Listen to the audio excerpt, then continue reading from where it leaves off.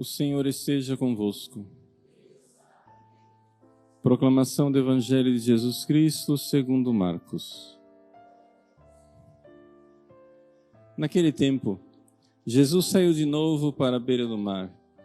Toda a multidão ia ao seu encontro e Jesus os ensinava.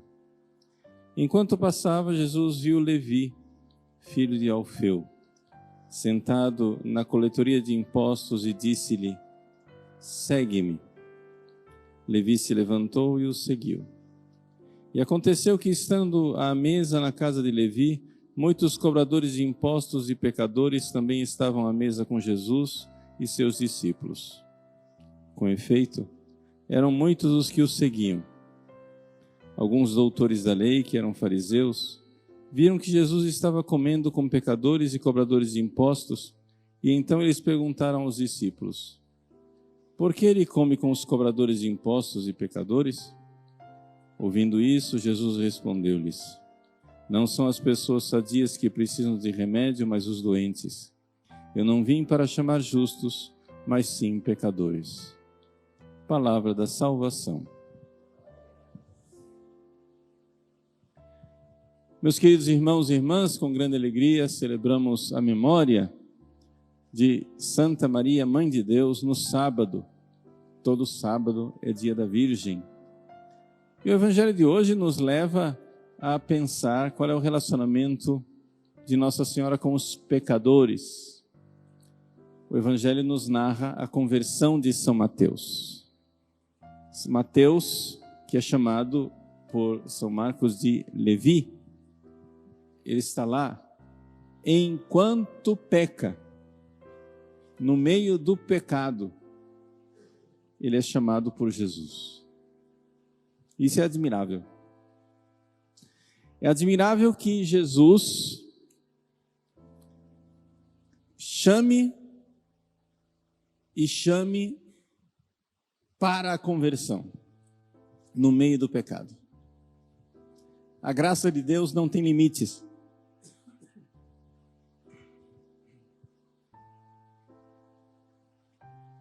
A graça de Deus não tem fronteiras. Deus não chama as pessoas somente dentro da igreja. Deus não chama as pessoas somente enquanto estão praticando atos virtuosos. Deus fala conosco a todo momento, no meio do pecado. No meio do pecado. Eu me lembro uma vez aqui, num encontro de oração em Cuiabá, em que o então padre Jonas Abib, Monsenhor Jonas Abib,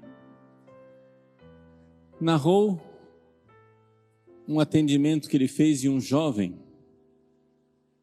né, que estava pecando com a namorada.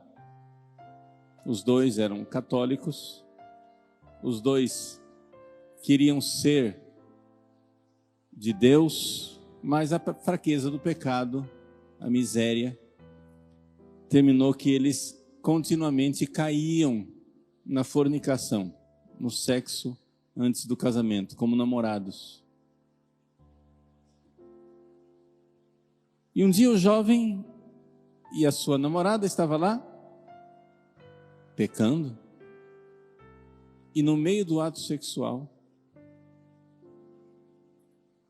ele começou a chorar. Visitado por Deus, que dizia a ele no seu coração: "O que é que você está fazendo aqui? Por que você está fazendo isso comigo?" Logo, a menina notou, e os dois ali, na mesma cama em que estavam pecando, se ajoelharam e começaram a pedir perdão a Deus. No meio do pecado, Deus visitou. É importante nós compreendermos isso. que Deus nos visita e está conosco, mesmo no meio do pecado. Que Nossa Senhora, Mãe dos pecadores, está conosco no meio do pecado, mas não está conosco no meio do pecado para apoiar o nosso pecado, para passar a mãozinha na nossa cabeça e dizer assim: ah, não tem problema, Deus ama você, pode continuar pecando. Nada disso. No meio do pecado, Deus nos fala, e fala para a nossa conversão, fala para a nossa salvação, fala para a nossa mudança de vida. No meio do pecado, Deus visita os pecadores. Por isso, se você está no pecado, quer você esteja aqui na igreja, quer você esteja acompanhando pela transmissão, se você está no pecado, não espere as condições ideais de temperatura e pressão para que Deus fale ao seu coração. Não espere aquele momento ideal em que, quando finalmente houver, aquela conjunção astrológica ideal, eu irei me converter. Porque se você está sentindo um chamado de Deus no seu coração, não duvide. Tem gente que duvida.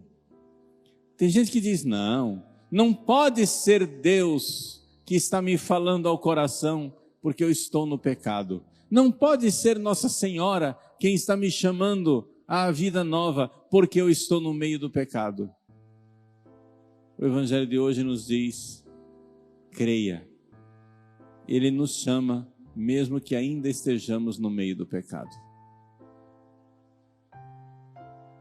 Mesmo no ato de pecar. No mesmo e no próprio ato de pecar, Deus não está longe. Deus não está longe do pecador.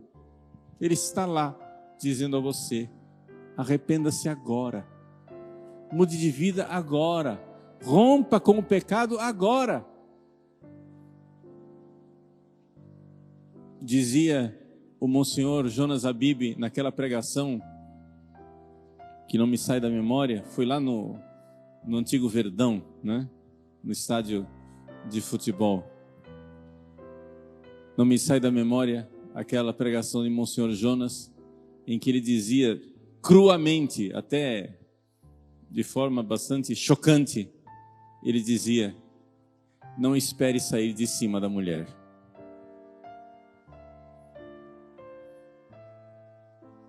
Enquanto cometia o ato de pecado, o rapaz começou a chorar.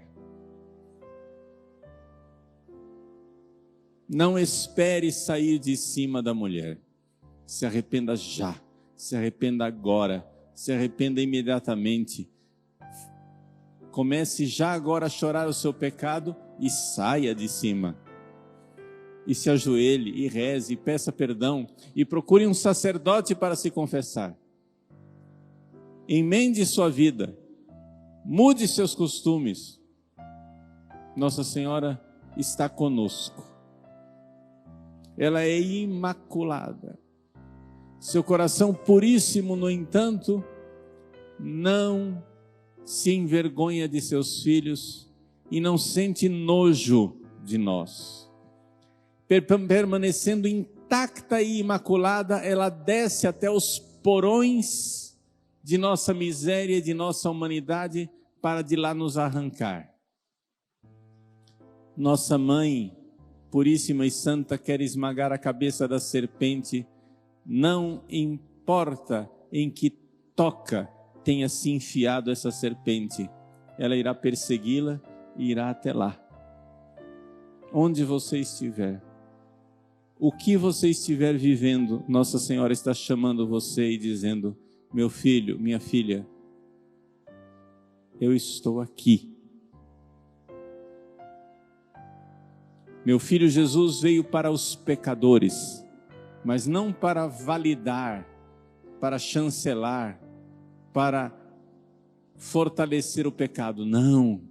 Veio para os pecadores para incomodá-los, para tirá-los, para chamá-los, para convocá-los, para lhes dar a graça de se erguer. Mateus, ergue-te da banca de coletoria. Jesus te chama, Nossa Senhora te apoia, a graça de Deus te fortalece. Ergue-te, vamos, coragem. Ela é o refúgio dos pecadores, nós dizemos na ladainha. Quando já não temos mais armas, quando já não temos mais forças para lutar contra o mal, quando as hostes inimigas parecem mais invencíveis e incontornáveis, ela é o refúgio, é o lugar onde todo pecador pode ir, onde todo coração atribulado pode se esconder, onde todo filho desamparado pode encontrar proteção e apoio.